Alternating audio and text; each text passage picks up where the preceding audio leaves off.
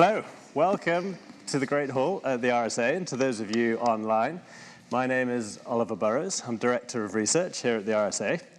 It is my enormous pleasure and privilege to welcome to the Great Hall today Doyne Farmer. He's the Director of Complexity Economics at the Institute for New Economic Thinking. He's the, I have to read this one out, Baillie Gifford Professor of Complex Systems Science at Oxford.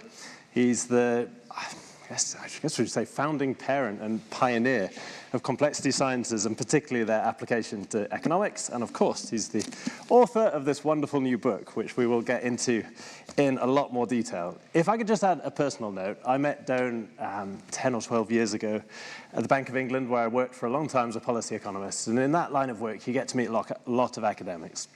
A lot of academics come to central banks, which I think of often as a place where theory meets data. And it's not always a happy reality when theory meets data. Often they're quite affronted at all the annoying questions you're asking about how things work in practice, and often academics can revert to telling you how it should be in the real world rather than kind of meeting you halfway on how it sometimes is when you look at the data. Doyne could not have been a more different experience. He was endlessly curious, enthusiastic, wanted to learn as much as he wanted to teach. It was a wonderful experience, and so I'm very excited to listen to him here today at the RSA. Just a few points of process. We will take questions. So Doyne will speak for about 15 minutes. We'll have a bit of to and fro. We'll take questions from the audience, and we'll take questions online. So please prepare them. For those online, use the hashtag RSA Economy or comment in the YouTube channel. Well, with no further ado, please join me in welcoming Doyne Farmer.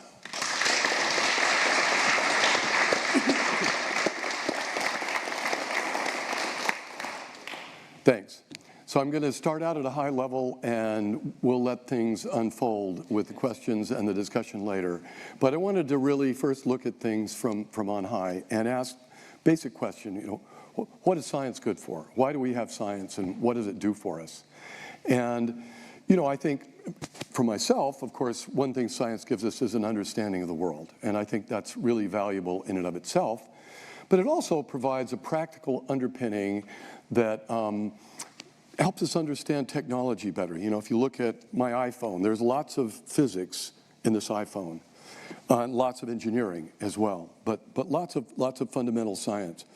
But science is also starting to take another kind of role, which is, I characterize as to guide us and protect us. A great example would be NASA's Scout program, which keeps a lookout for asteroids and is coming up with ways of deflecting them in case they're on a collision course with Earth.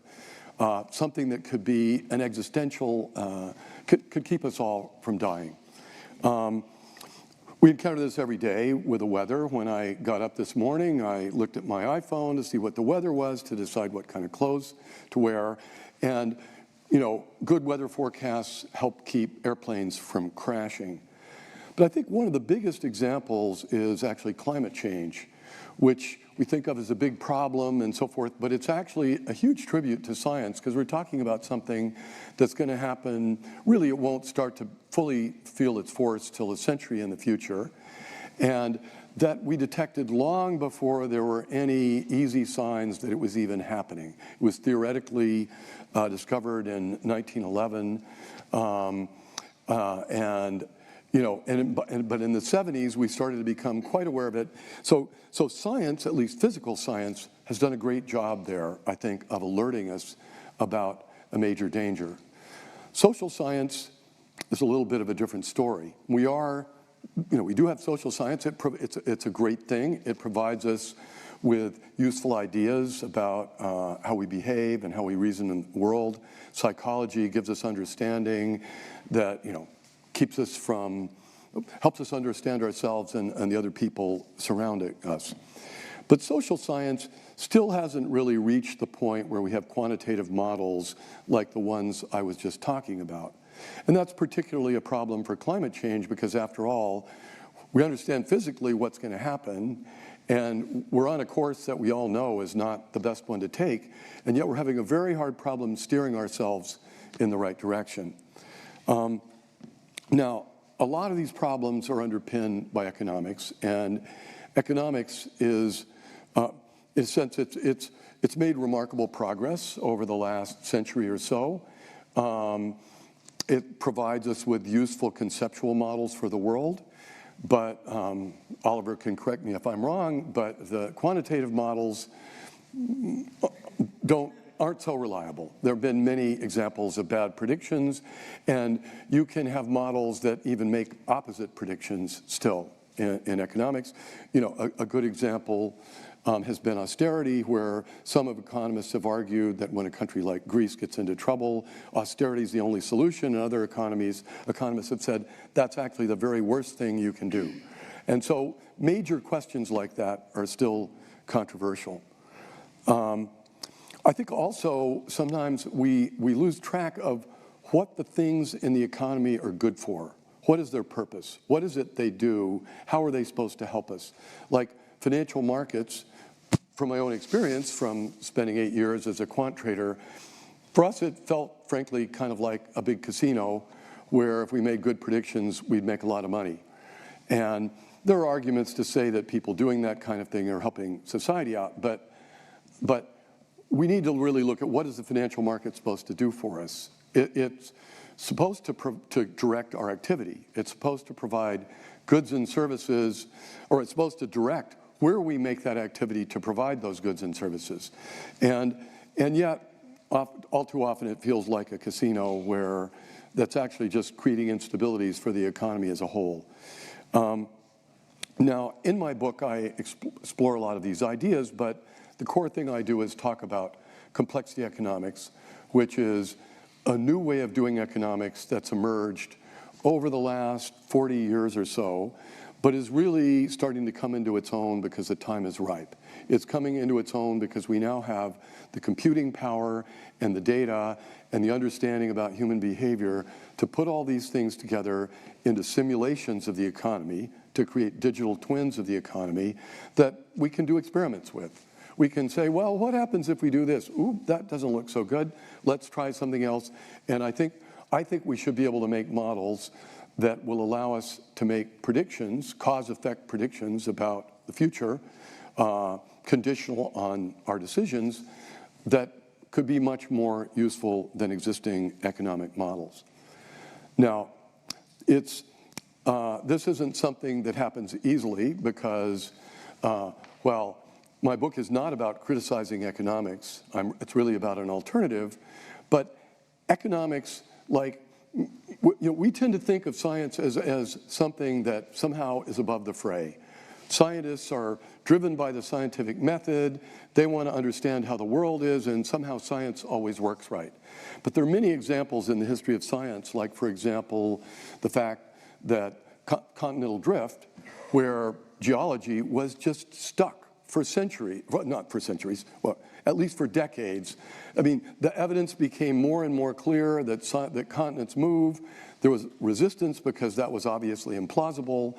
And then finally, when the evidence got so strong, the whole community changed. I think we're on the edge of that, something like that happening in economics now. And maybe I'll say a bit more about this in the discussion, but, you know, mainstream economics built models of the world based on, I would argue, the best things they had available at the time. The underlying idea of all economic models, I'm talking now about models, not about just data analysis, but the underlying idea is that we all have something called a utility function, which is like a scorecard that says what our preferences are, and we make decisions that will optimize that utility. So we reason about the world, and we say, well, now, if I do this, these other guys will do that, and these people over there will do this. And so I need to find the solution, taking into account that I know that they're all doing the same thing, find the optimal decision that will maximize my welfare. And though I could maybe be thinking about others too, but it maximizes my welfare. And then we take those decisions and explore what their economic consequences are in mainstream economic models. Those models are built using mathematical equations that describe the process that I just outlined. In contrast, in complexity economics, we take a radically different approach. We say, well, how do people behave? Let's program up the rules for how people behave in a computer, and let's then make a simulation of the economy where the people make their decisions. Those decisions have economic impacts that can affect unemployment and GDP and measures like that. And then people respond to the new economic outcomes, and we just go through that loop again and again. And in these kind of models, things may settle down to what's called an equilibrium, or they may not. It just depends on the setup. But the advantage of doing things this way is that it's very tractable. That is, mainstream economic models, because you have to write everything down in equations and you have to perform optimization calculations that are hard to do, you have to keep those models simple. There's a strong limit to how much you can put into them and be able to get the answers out of the other side. In contrast, in our simulations, we can simulate the behavior of millions of households, as many firms as we want. We can simulate what the central bank's doing. We can simulate policies in their full depth. And we can just run the system forward to see what happens. Now, of course, that's a big job. And I'm not arguing that it's easy or that it's a panacea or that we're going to get it done in a year or two. But we are seeing signs that it's being successful. And in fact, we have tangible signs that it's successful, proofs of principle now. And I really think we need to be investing more resources in this direction to solve big problems like financial crises, inequality, and climate change. Now, in the book, I really tried to talk not just about the substance of economics, but the process by which it's done, the process through which scientific revolutions unfold. I like to think of the book as an account of a scientific revolution in progress, a revolution that I'm confident is going to succeed, but it may take, my prediction about when is a little less certain. It could happen in as little as 5 or 10 years, or it could happen, might take 30 years, but it's going to happen. And when I say succeed, I mean to create models that we will find to be of practical, reliable use and that make predictions that are good enough to help guide us through these big problems that I'm mentioning. And in the discussion with Oliver, perhaps I'll try and bring out a few examples. Thanks.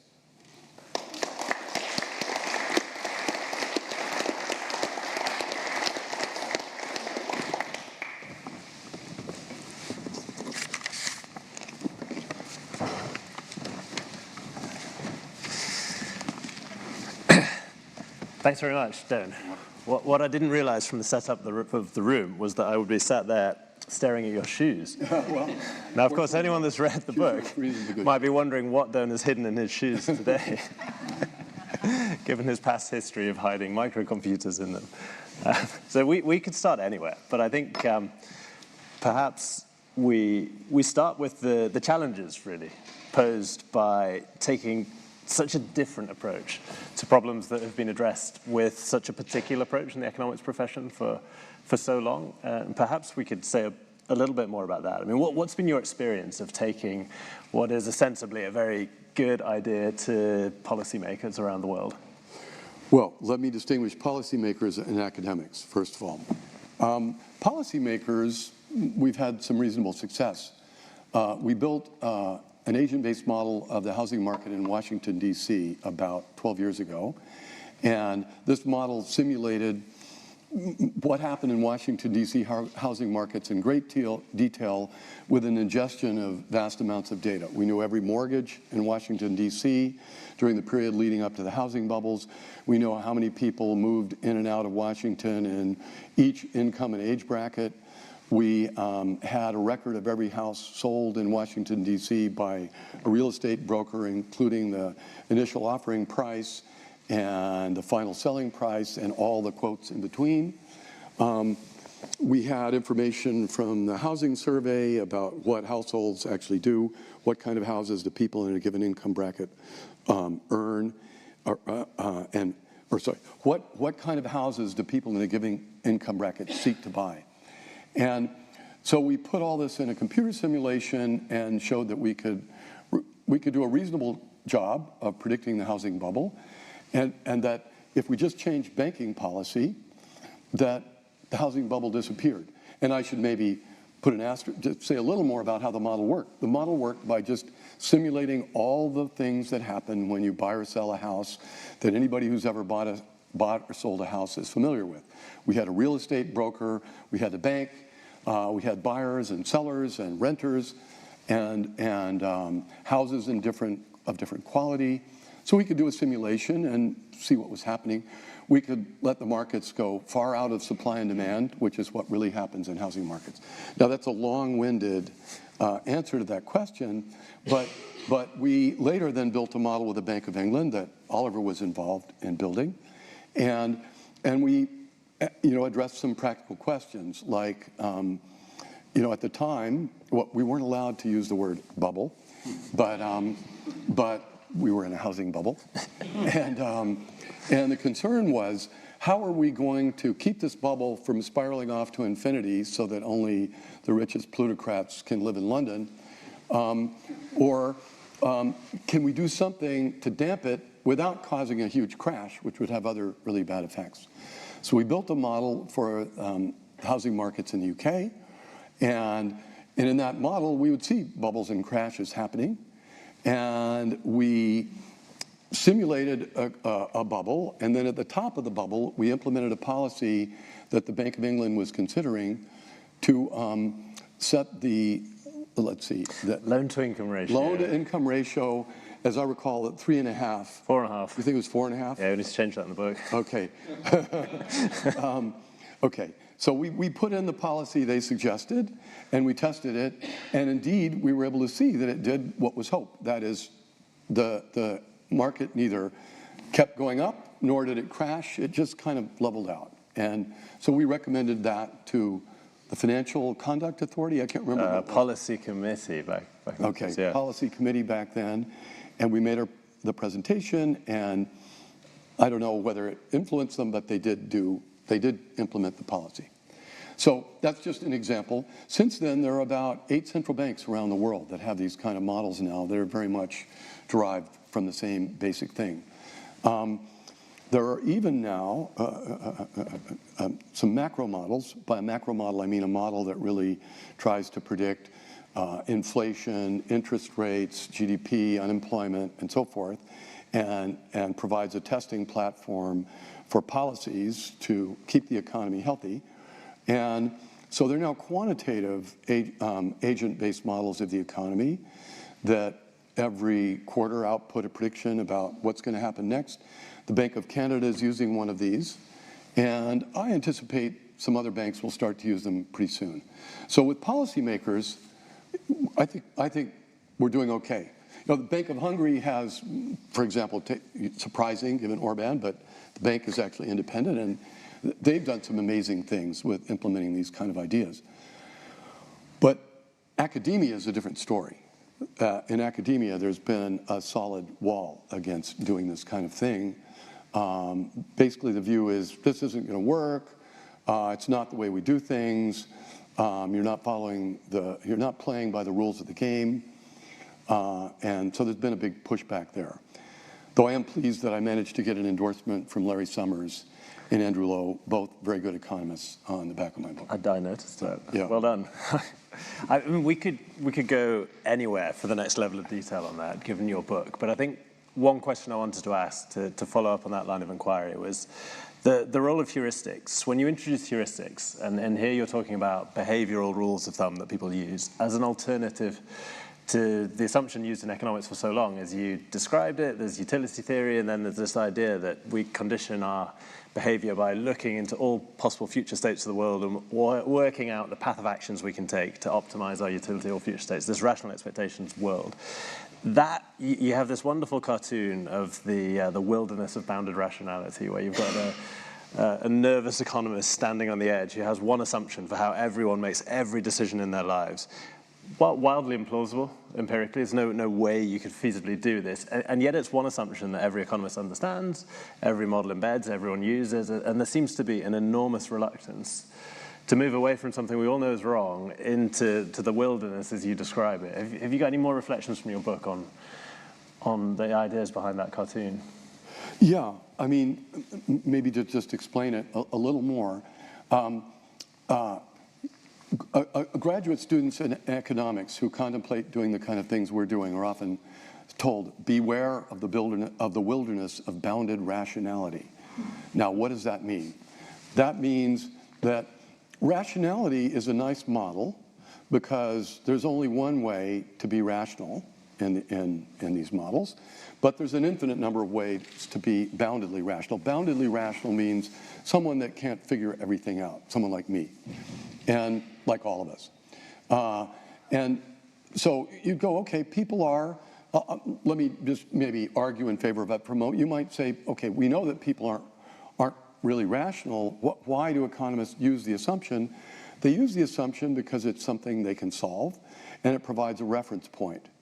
And so the idea is that is the reference point you should use, and then you try to enter the wilderness of bounded rationality, but cautiously keeping that reference point in mind so that you don't get lost. So this is what graduate students are told to do.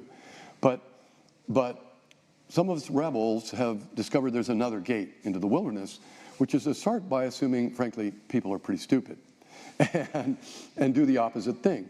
I have several models where I assume that people just throw darts to make decisions, flip coins, just make random choices, or where they make very simple choices. And you can also enter the wilderness from that direction and then build up by adding more and more sophisticated examples. And so the argument is that we really need to enter from both directions because we know the answer is in the middle somewhere, and both approaches can add value. So how do you think this is going to change over time with respect to academics in particular? How are you going to persuade them that this is the right way to go and that they need to start funding this? Because to be clear, economics departments around the world don't devote a third of their resources to this sort of modeling at the moment, or a quarter, or even a fifth. You have to find other places to do this work right now. How's that going to change then? Yeah, and just to get the fractions right, I mean, in the US, there's really, I know of no economics, I know of 2 people who sit in economics departments who do this kind of work out of probably 10,000 economists in the US. So the fractions are very small. It's better in Europe and England. And the UK. Now, how are we going to convince them? To be honest, I've stopped trying because I've realized that I don't really need to convince them, that there are practical reasons why the kind of things we're doing work well. As I said, policymakers are already very interested, but still we have the chicken-egg problem of how do we get enough funding to deploy enough scientists to solve all the problems we need to solve, to create models that we want to create that will be tangibly better. I give an account in the book of a small effort in that direction. At the beginning of the COVID pandemic, we built a model for the disruption to the UK economy. And in that model, was very different than a traditional mainstream model. We simply assumed that firms can't produce the goods they need if they don't have the inputs to produce it, if they don't have the labor they need to produce it, and if there's not demand for those goods. And COVID hit all 3 of those things. It hit them very differently, industry by industry. So we have a very accurate, what's called a production function, which is a recipe for how things get produced that we actually got from a survey. So we knew what the essential things each industry needed were. And we just initialized the UK economy with 55 industrial sectors. We gave inventories to each of the sectors, and then we marched forward day by day, and we looked to see what was happening to the economy as we did this. And so we made our predictions in advance of when things happened. We actually communicated with people in the government at the time and showed them our predictions, which were that, to us, what we saw is it seemed like the least bad way to manage emerging from the lockdown was to keep upstream industries open but close customer-facing industries where the possibility for infection was high. And that allowed most of the economy to keep running, but wasn't that much worse in terms of the epidemic than a full lockdown. So that's actually what they initially did. Later on, they did some really stupid things. But they did do that for a while. And I'm just really proud that we were able to predict what happened? You know, we predicted a 21.5% hit to the GDP in second quarter of 2020. When the dust settled, the answer was 22.1%. We more or less got things right industry by industry. We got the time profile of the shock, of the response to the pandemic right. So I'm just bringing that up as an example where we already have something that's tangibly useful and that I'm hoping more governments will deploy. But back to your question, as we get, you know, more and more policymakers using it, as we see more and more industrial practical applications, as people like you read the book and, you know, you meet your economist friend at a cocktail party and say, gee, have you thought about this kind of thing? There will be more and more pressure brought to bear, and I think things will then start to change. But I think that's what's going to have to happen. So the optimism comes from almost circumventing academic economics and surrounding them and forcing them to take notice. If anybody's familiar with American football, this play is called the end run. You just run all the way around the end and try and run faster than they do. Excellent. So from one area of optimism, perhaps, to another in the book, well, an area I found optimistic anyway. So you've done a lot of research on how technology changes, and you've thought a lot about the climate crisis. And I read those chapters as quite optimistic. Perhaps you could tell us a bit more about what you see happening and where there might be seeds for optimism there. Sure. So my group over the last 20 years, let's see, in 2008, I believe it was, a fellow named Dan Arvizu, who was head of the National Renewable Energy Lab in the United States, brought a group of people to the Santa Fe Institute, where I was at the time, and basically said, can you guys help us think out of the box? What are we missing about how to best make the climate transition? And I realized then that the key question that needed to be answered is, which technologies are going to cost what 20 or 30 years from now? And that to plan efficiently, we really had to understand that, because otherwise we're going to waste a lot of money investing in technologies that weren't going to work. So we began collecting a lot of data on technologies and looking at the cost and deployment of technologies through time. And that led to a paper that I think we put out in about 2022 where we showed that, well, let me just back up and say, we showed that you can actually forecast costs of technologies quite well. That is, you can't say exactly what they'll cost in the future, but you can make an estimate, and you can even forecast how accurate the forecasts are. And so we had a large database of technologies. We pretended to be in the past, and we made lots of predictions, and we showed that not only do we make reasonable predictions, but that we did a pretty good job of predicting how accurate the predictions were going to be, because predictions whose accuracy is unknown are useless.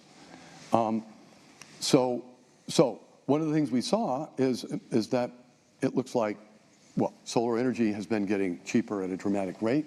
It's now a factor of 10,000 cheaper it was when first deployed in the Vanguard satellite in 1958. And we think it's going to get cheaper still. And because that's the patterns that other technologies have showed suggest that. A good analogy is Moore's Law.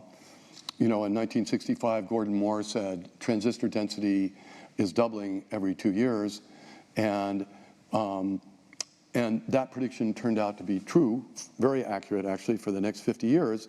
And that doubling of density of components led to faster, cheaper, more energy efficient computers, and computing is now 1 billion times better than it was back when Gordon Moore made that prediction. So technologies like solar and wind and batteries and hydrogen electrolyzers that we can use to make fuels to store energy and power ships and so forth, those technologies are all getting cheaper at a good rate.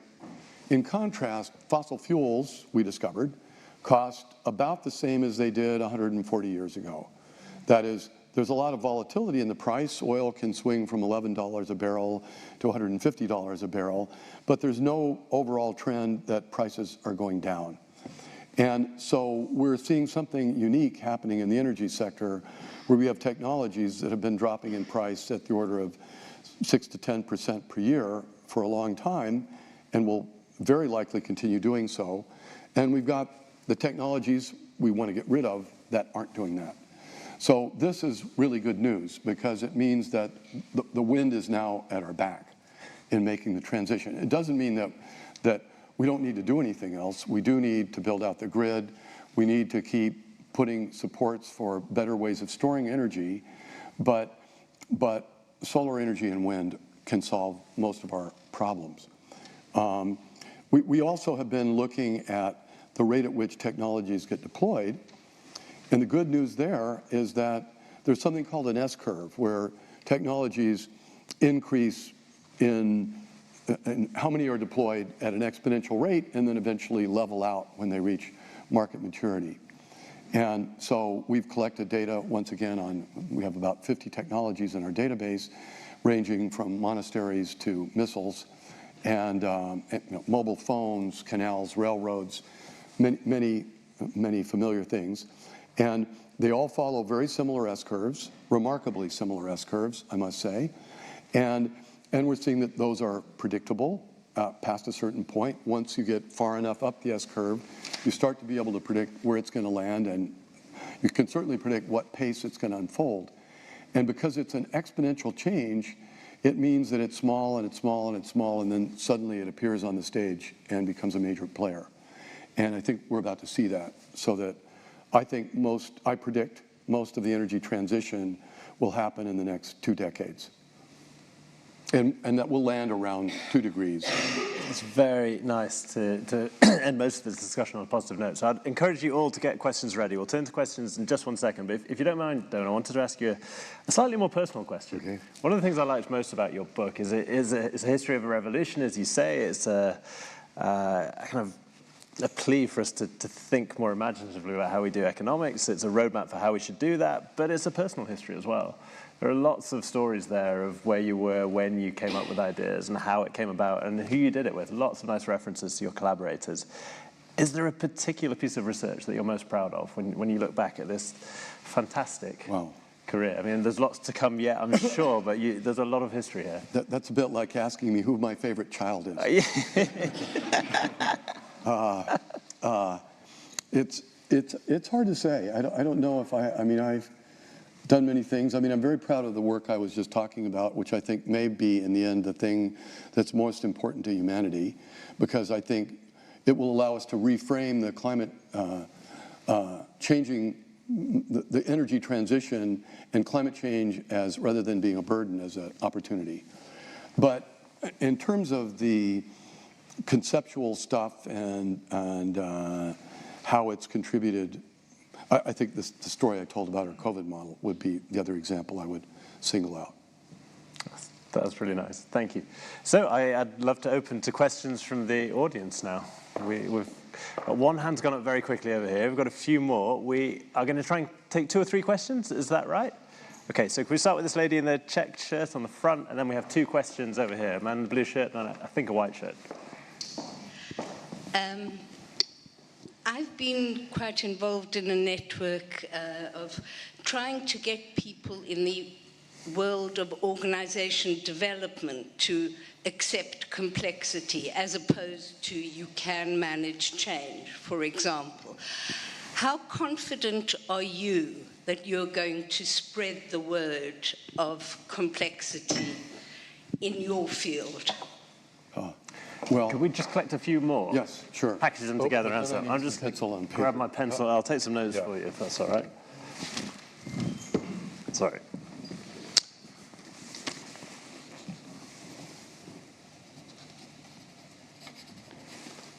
Okay. Please. Richard Perry. Before I ask my question, I should let you know I've got a master's degree in economics from St Andrews. Well, more education in economics than I have. I think Adam Smith was born down the road. So I'm brought up with all that stuff, but any subject that assumes that human beings are rational isn't a subject in my world. So you said something interesting. You said the models are built, but you said the way you described it, you said you're building the models using the parameters of the existing system. Now, I'm a bit of a Buckmaster Fuller, Csikszentmihalyi. I'm a flow neuroscience biology guy, which is about human behavior. So why aren't we looking more at regenerative evolutionary models? This is a brain. The brain is a evolutionary prediction machine.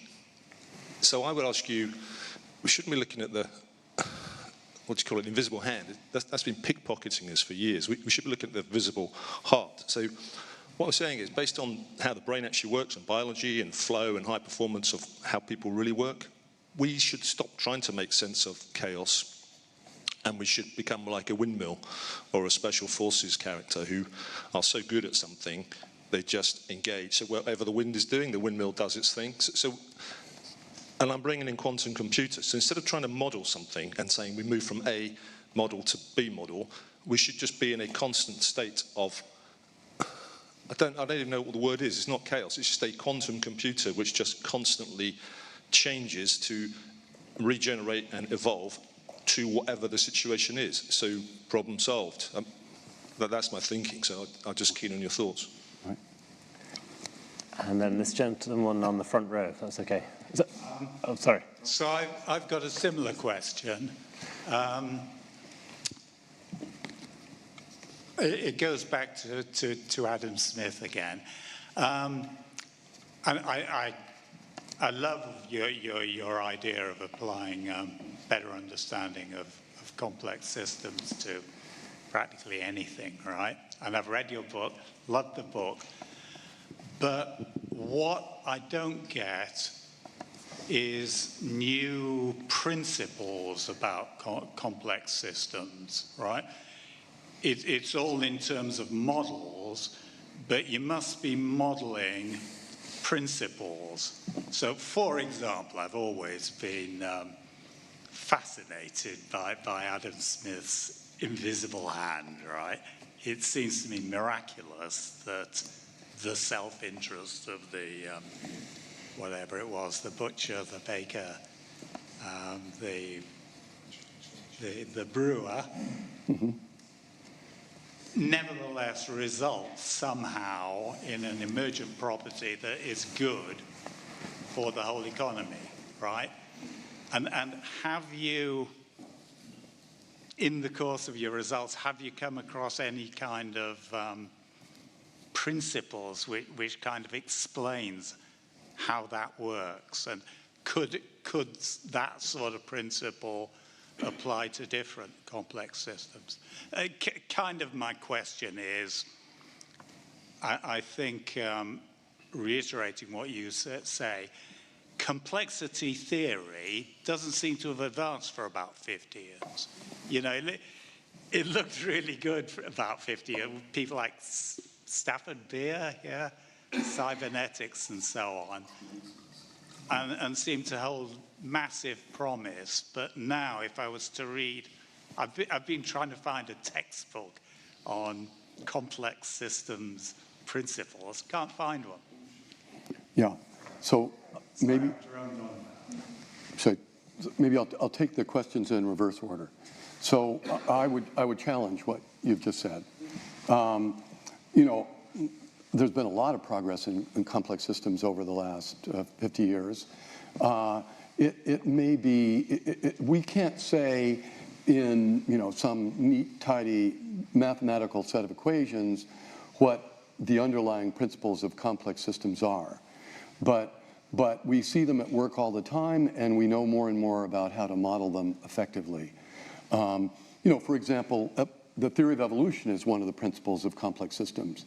Whenever you have descent with variation and selection, you see evolution happening, and you see that happening in social systems as well as biological systems. And theories in social science are increasingly going in that direction to try and understand what causes what. We see principles about, you know, when do you expect to see emergence? Well, you don't see it when you have a system where you're pumping in lots of energy or where things are too chaotic. You also don't see it when things are too static. There's a sweet spot in the middle.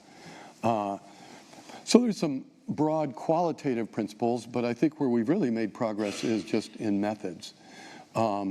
We now have fantastic mathematical tools for taking networks of things like, you know, a picture of the internet at a given point in time and understanding what's going on in there, backing out insights about what's happening. We have better and better tools for simulating things. We're getting better at understanding the brain. Machine learning is a great example where, which was something that's part of complexity science. How do we get thought out of a computer? And so complex system science is about the common themes among those. And people in those areas are borrowing things from each other with some frequency. So I think it's successful. On the other hand, I think we have to acknowledge that these are really hard problems. We're really getting down at the essence of why we exist and why are we as we are. And it's going to take a millennium to solve these problems. We're not going to solve them in a few years. So, but I think we are making pretty good progress. Now, maybe to come to your question, I think, well, prediction's something we do all the time.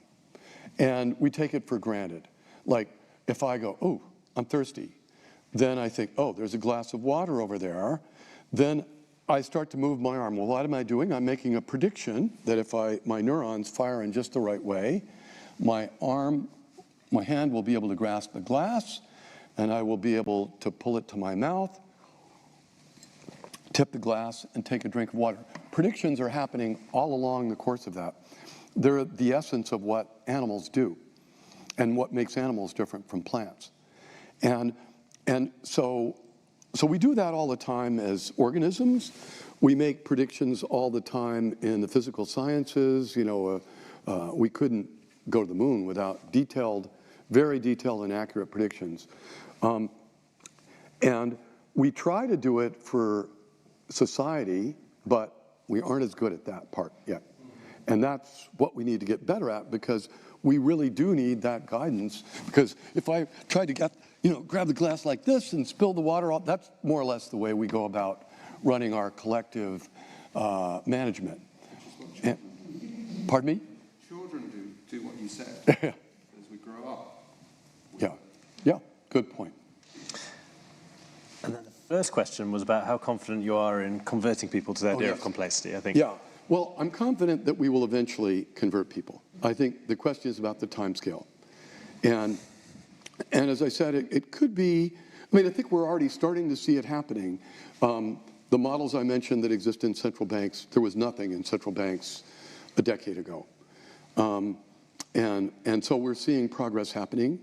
I've started a company called Macrocosm, and our goal is to scale things up and reduce them to practice and take some of the ideas talked about in the book to build models that make predictions day in and day out, and use the private sector to fund what we need to build the big model of the economy that we'd really like to make.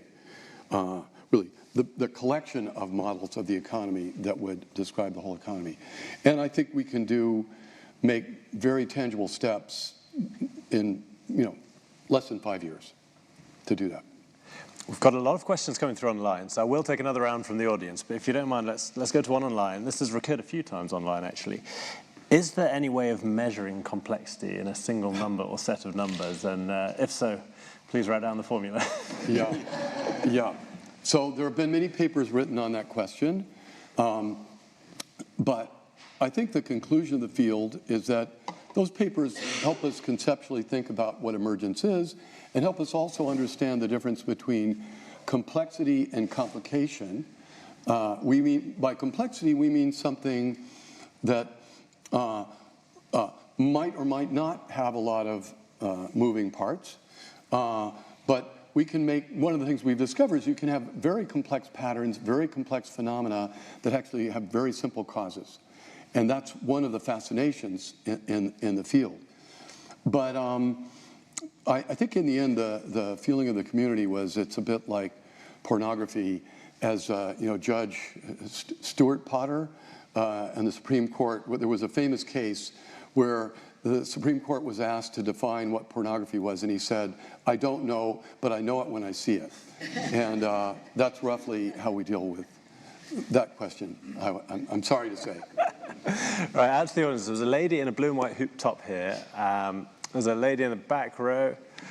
And I will have to get to the gentleman in the blue shirt at the front. Sorry. Okay. Hi there. I was wondering about some of the arguments against your thinking from the economists in the academic profession. I understand rigidity would be one, sort of people don't like new ideas, but I was curious about any content-driven arguments against it. Sure. Good question. Hi there. I work in strategic foresight, so it feels like there's a strong strategic foresight is an art and a way of thinking about the future in multiple scenarios. But it feels like there's a really good connection between that and what you're describing. So, have you found that obviously lots of central governments do that? Have you found that they're more receptive if they already do strategic foresight or scenario planning?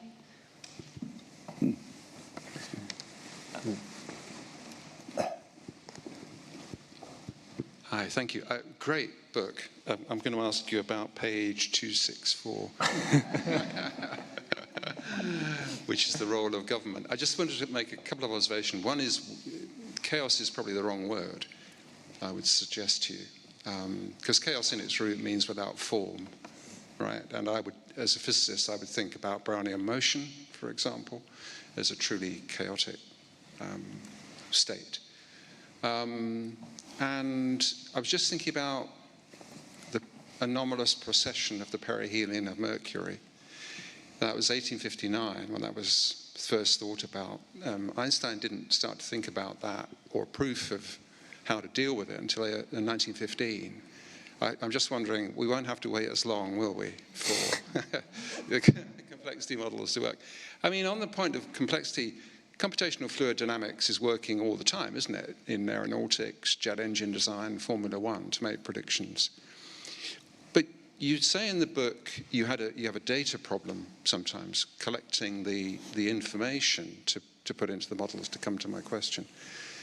And when I look at the individual firm and how they operate internationally, the data collection is actually a legal structure.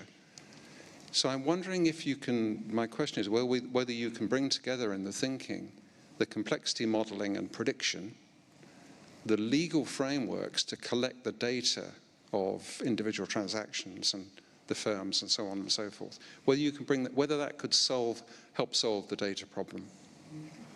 Yeah, okay. So maybe I'll start with the first question. It's a good question, and actually when I gave my book launch in Oxford, I had a friend of mine pose as an economist and asked me a set of questions I'd planted with him.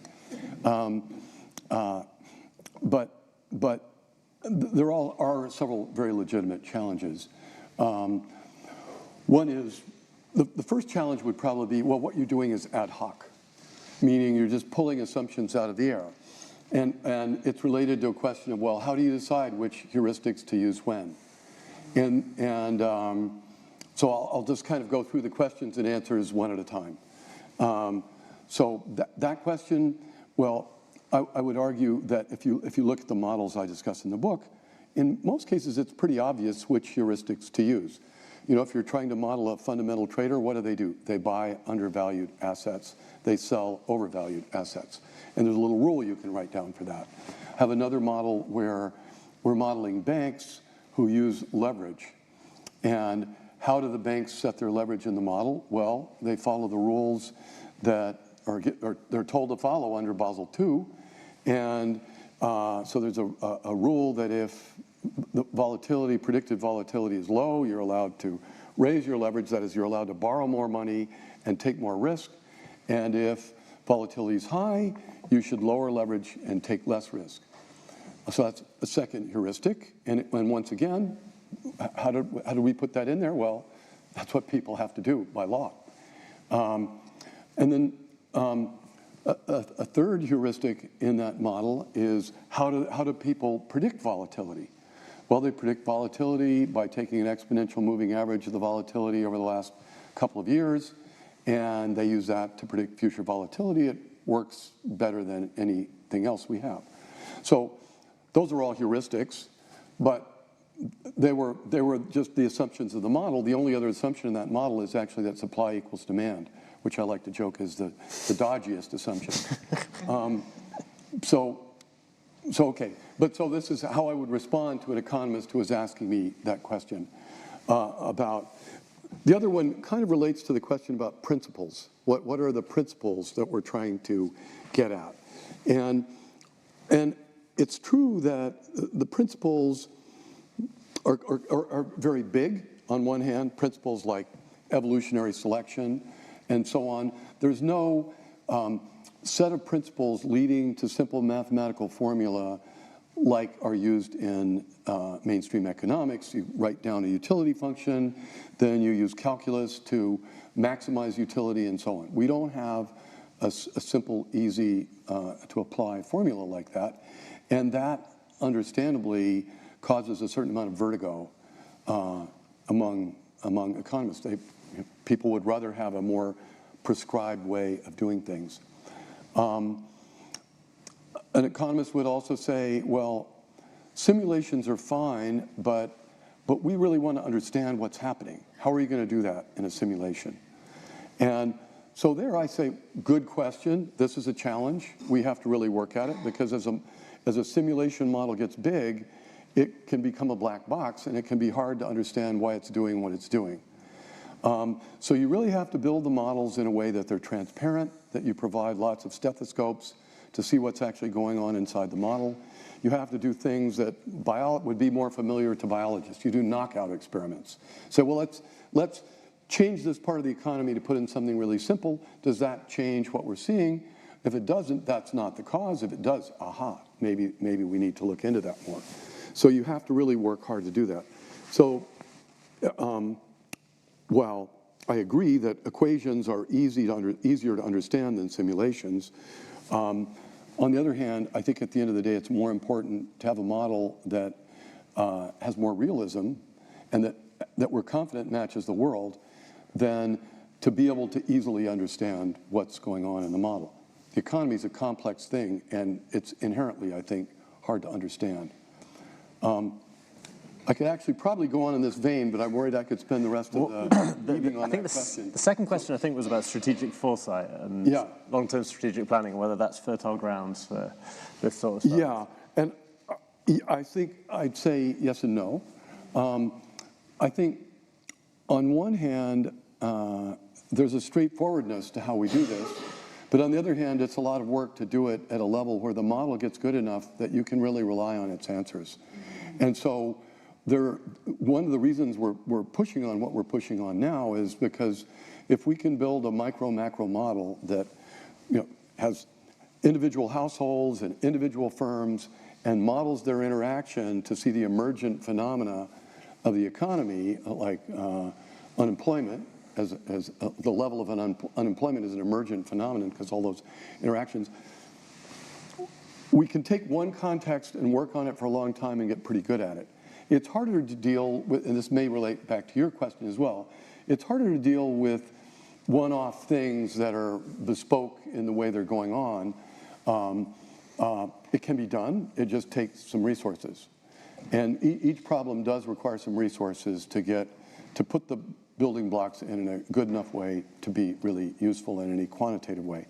But at some level, maybe it does help to think about, back to the questions of complex systems, I do think there is something called systems thinking that it's a bit fuzzy, but it involves thinking about the consequences of things so that you don't naively imagine, for example, by drugs. We'll make them illegal and then people won't use them. That's not the way it works. You have to really look at the forces that cause people to use drugs. You have to think about the factors that might actually cause them to stop using drugs. And you have to do some experimenting too, to find policies that really work for hard questions like that. So, yes, but I think it's going to be a while before we can help you with your problem. And I think we had a final question, which was about the data problem that you face, and can we use regulatory and legal frameworks? Can we shape them in a way that can provide the data sets you need for your world? Yeah. When it comes to data, we're voracious scavengers. We get everything we can get our hands on, and that's usually the limiting factor to how good the models can be. Because if we really had detailed data about everybody and how they made all their decisions and every financial transaction. All the information is in there to really get a good model for how the economy actually works. But as it stands, we have little patches of information here and there. And we're constantly trying to infer the other patches that we can't see from the patches we can see. So, I mean, I do discuss in the book the ways I'd like to see that changed. You know, in science, data limits how well you can make theories and models, but the theories and models also determine the kind of data you collect. So as these kind of models begin to be taken more seriously, I think we'll see more of the kind of data we want collected, which is detailed data. Now, let me emphasize, we're not interested in being Big Brother or spying on anybody or anything like that. We're very happy with synthetic data sets as long as they match the key characteristics that we need to know.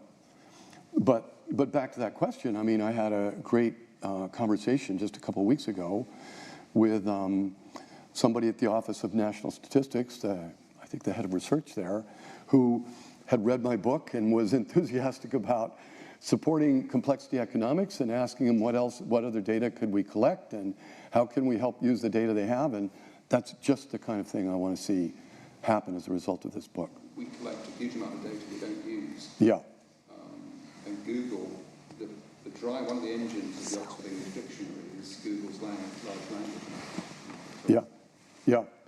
So that's just the kind of data we wish we could get a nudge to get our hands on more. So I think we might have time to sneak in one last question. I saw Sel's hand was up at the back, if we've got time. Hello. Thanks, Ollie. Hi. That was a great talk, and now I have a huge number of questions that you won't be able to answer, but I'll just give a flavor of what some of them were. One was, why economics and not some other thing? So could other things be modeled using this method? And what attempts have been done to do that? So say intergroup relations or something of that nature. Can you hear me okay? So not very well. Okay, so I think the question was, complexity science, fantastically interesting. Why economics? Why pick economics as the place you want to, as the discipline you want to change? Yeah, no, so first of all, it's some personal history, quirks of fate lie behind that in a major way. I mean, I took economics as an undergraduate, and frankly, I wasn't convinced that I just didn't believe most of the things I was told. And so I kind of lost interest in it. Then I revisited again later at a meeting that's described in the book that involved Larry Summers and some other leading economists to bring physicists and economists together. And by then I was maybe 35 or so, a more mature scientist, and I realized the most interesting things to do research on aren't the things that are the best understood. They're the things that are the least understood, or the things where there's paradigmatic problems that need to be challenged. And so I saw that was the case for economics. Then, but at the time I went, well, I'm doing other things. I'm not going to get bogged down in that. But the other thing I did, my day job was prediction more generally. Hand me a time series, I would build a model and make predictions about the future behavior of that time series, be it sunspots or ice ages or whatever. And somebody always asked me, have you tried predicting the stock market? I swear, every time I gave a lecture, somebody would ask me that question. And I finally just couldn't stand it. And so I decided we should apply it to the stock market. So I left my job at Los Alamos, and I spent 8 years applying it to the stock market, and others carried it on after me, and we did fairly well. So then when I went back to basic research, which was what I really wanted to do, I had a debate. Actually, I seriously considered doing bioinformatics, but I said, I've learned all this stuff about the economy. It's a place where the paradigm's clearly wrong, and we're getting lots and lots more data. It's a fertile field of research. I should go do that. That's where I can add most value to the world. And frankly, I underestimated the pushback I would get from economists when I did that. I was naive. But I've kind of gotten used to that, and I realized it's probably a good thing for me to do because I'm kind of a stubborn guy that likes challenges.